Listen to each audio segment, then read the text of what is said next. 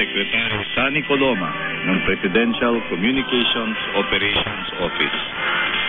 Ipinararating ko po ang maalab na pagbati ng ating Pangulong Benigno Noynoy Aquino III sa lahat ng ating mga kababayang Pilipino na sumusubaybay sa Radyo Pilipinas mula sa iba't ibang bansa.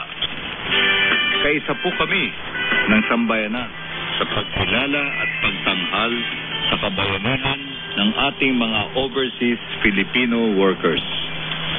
Binabati rin po namin ang lahat ng mga Pilipinong nagpupunyagi at ngayon tinatamasa ang bunga ng kanilang pagsisikap at sakripisyo. Isang maliwalas na kabuhayan sa mga progresibong bansa. Saan man tayo naroroon, anumang larangan ang ating kasalukuyang kinabibilangan, sana'y walang kupas ang ating pagmamahal sa bayang Pilipinas.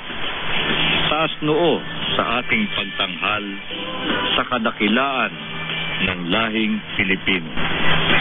Mabuhay ang Pilipinas!